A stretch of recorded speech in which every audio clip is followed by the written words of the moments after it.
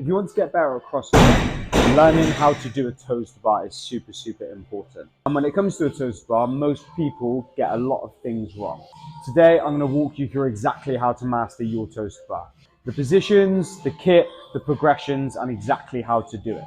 Let's get into it. Number one, the grip. When it comes to the grip, you want to take quite a narrow grip, okay? Because eventually when I tell you this, you want to learn how to be able to press down on the bar. So taking this slightly narrower grip will make a massive difference to getting your first toes to bar. Next part is your hollow and arch. So these are the two positions you're going to use to get yourself your toes to bar. Hollow, arms and feet in front. Arch is where our feet and arms are behind us. Okay, so the way we're going to think about doing this, squeeze your quads super hard, eyes forwards, and we're going to bounce in between these two movements. Okay. Now we're going to add on to our hollow and arch. We're going to think a little bit more about pressing the bar down. So what I mean by this is the thought process of pushing the bar down and in front of you. Okay, this is how we get our toes to bar, and it's the next progression from a hollow and an arch. So here I'm going to show you. You've got your hollow and your arch positions. Now you're just going to think about pressing down that little bit more.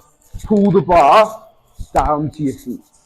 Once we've mastered those positions, we can start thinking about elevating our feet and our knees to get closer to that toes to bar. First example is going to be a knees to elbow. So what we're going to think about doing is, as we're pressing down on the bar, we're just going to progressively press harder and lift our knees higher and higher. So eventually, we're going to keep pressing down. Press down, press down.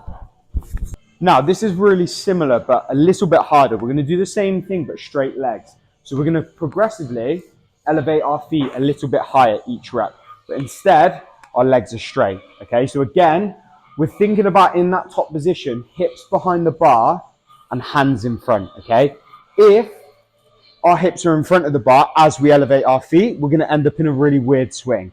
So the hips are behind the bar as we progress.